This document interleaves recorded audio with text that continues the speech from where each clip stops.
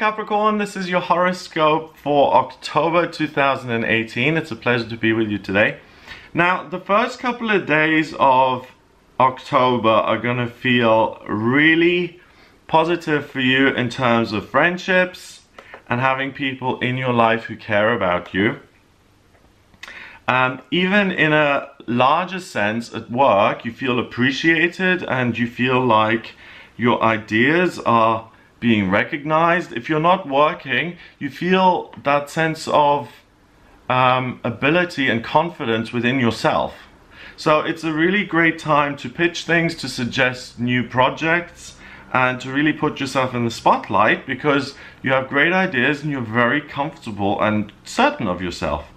On the 5th of October, we have Venus, the planet of love and beauty, going retrograde until the 16th of November. Now, this isn't such good news because when Venus goes into retrograde, when you meet someone new, if you're single, that person will appear perfect and it will appear like, oh, this is my soulmate.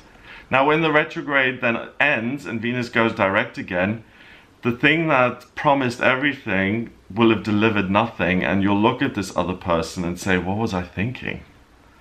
It's not a good time to start new businesses or to get into new relationships during a Venus retrograde. So if you can possibly channel that energy into friendships or realizing your hopes and dreams, that would be far more productive than trying to get into a relationship during this time. You ease into this because you've got your moon in Virgo on the 6th of October and the 7th of October in your 9th house of higher realms and higher ideas, and that's going to help you deal with this change in Venus in quite a practical, grounded way. On the 8th of October, you've got the midheaven, the moon, the sun, and Mercury in Libra in your 10th house. So this is a fabulous day for work to, again, not start your own business, but to look at new projects, to innovate new ideas. The next day, on the 9th of October, we have the new moon in Libra. Now, I'm going to make a separate video on the new moon and the full moon, but the important thing for you is that the new moon in Libra, you Capricorn, the new moon in Libra is in your 10th house of career. So Libra is this personable, charming, beautiful, loving energy that's being pulled into your 10th house. So you really have the potential to thrive in your career this month, despite the Venus retrograde. On the 10th of October, Mercury moves into Scorpio in your 11th house, and you've got Jupiter, Venus, the moon, and Mercury now in Scorpio in your 11th house. So you're very much in touch with your own hopes and dreams. Emotionally, things are very intense. You may have some intense things going on with your friends. Maybe there are problems with roommates and money and getting things separated. There may be a time of turbulence here between you and your friends from the 10th to the 14th of October. So just be careful in terms of what you say. You know, once you say things, you can't unsay them. Take that into account. Also, the 13th and 14th, rather than getting into conflict with other people, it's much better for you to develop on your own spiritual progress. It's going to serve you much more. On the 15th of October, 15th of October, we have the sun at 22 degrees in Libra in your 10th house of work, and your transiting midheaven at 8 degrees in Libra in your 10th house of work. They enable you to really create wonderful things at work. Uranus is opposite that, and it's at 0 degrees in Taurus in your 5th house of romantic relationships, and it's saying, listen, don't just work. You've got so much love and energy to give.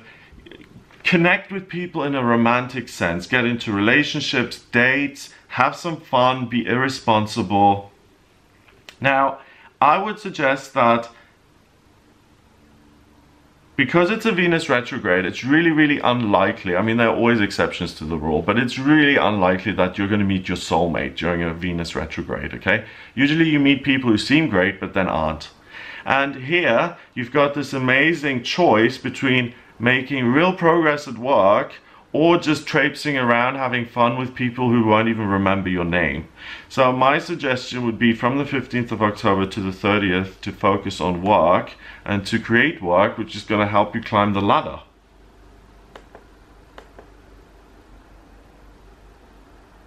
The moon goes through your second and third houses until the 23rd of October.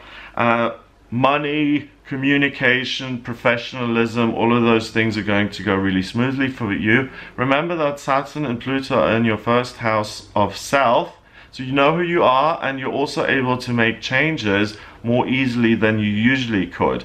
And I'm looking very much at your career as the thing that can improve and change, and the thing where you're being tricked sort of by the ego and trying to be sabotaged is all of these possibly romantic affairs. Now the full moon happens in Taurus on the 24th, and guess what? It happens in your 5th house of romantic relationships next to that Uranus. So on the 25th you're really going to exercise self-restraint, not to, you know, hook up with someone or want to be close to someone. If you're in a relationship, this is great. You know, you can be with your partner, you can be intimate and close, and you'll want to be nearer your partner than usual. But if you're single, please do exercise restraint, because the people you're going to meet during a Venus retrograde unfortunately aren't the best. So use that creative, you know, physical energy. So after the self-restraint of the full moon in Taurus, the next couple of days, the 25th of October, you've got the moon still in Taurus in your 5th house.